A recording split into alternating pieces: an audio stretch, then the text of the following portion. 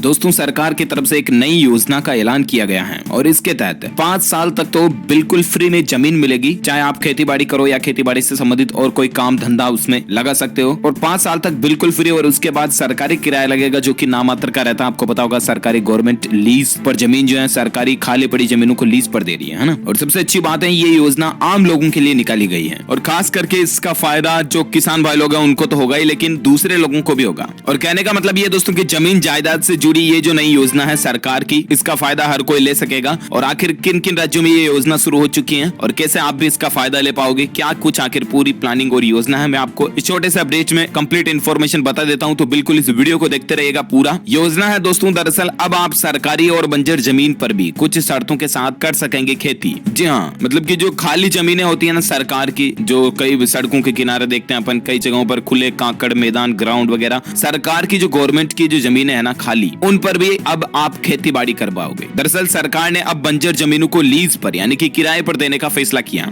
और आम आदमी अब इन सरकारी जमीनों को बेहद सस्ते दामों में लेकर खेती कर सकेगा। देश में कृषि कानून के बाद अब हॉर्टिकल्चर पॉलिसी में भी बड़ा बदलाव होने जा रहा और इन सरकारी जमीनों पर आम आदमी औषधि या फल उगाने का काम कर पाएंगे। गुजरात दोस्तों हमारे देश का पहला ऐसा राज्य बन चुका है जिसने इस कानून को लागू कर दिया, अप्रूवल भी दे दिया। और इस कानून के मुताबिक पहले 5 साल तक आपसे कोई फीस भी नहीं ली जाएगी, मतलब कि 5 साल तक तो बिल्कुल फ्री, मतलब सरकार की जमीन लीज पे लेना है ना। और 5 साल के बाद फिर आपको लीज किराया देना पड़ेगा। जमीन को लीज पर देने का निर्णय एक हाई पावर कमेटी और जिला कलेक्टर मिलकर करेंगे, यानी कि लोकल प्रशासन देखरेख करेगा और उसके बाद जमीन आपको लीज पे दी जाएगी। यूपी, बिहार, मध्य प्रदेश, हिमाचल प्रदेश और असम की सरकारें भी इस कानून को लागू करेगी। इन राज्यों में भी ये प्लानिंग लागू होगी। अब इस योजना के तहत आप कैसे खेती कर सकते हैं, तो दरअसल केंद्र सरकार कृषि के क्षेत्र में विकास को लेकर काफी गंभीर हो गई है और मोदी सरकार के निर्देश पर कई राज्य सरकारों ने बंजर और गैर उपजाऊ भूमि को अब लीज पर देने का काम शुरू कर दिया। गुजरात देश का ऐसा पहला राज्य बन चुका है, तो मैंने आपको बता ही दिया। और उन जमीनों में दोस्तों कृषि कर सकते हैं, बागवानी वगैरह कर सकते हैं या कोई हर्बल खेती अगर आप करना चाहते हैं तो उसको भी बढ़ावा देने के उद्देश्य से सरकार ने इस योजना को लागू किया। ठीक है ना। अब आप कैसे लीज पर ले पाओगे जमीन, तो इसके लिए क्या प्रोसेस रहेगी मैं आपको बता देता हूँ। तो दरअसल अगर आप भी जमीन सरकार की जो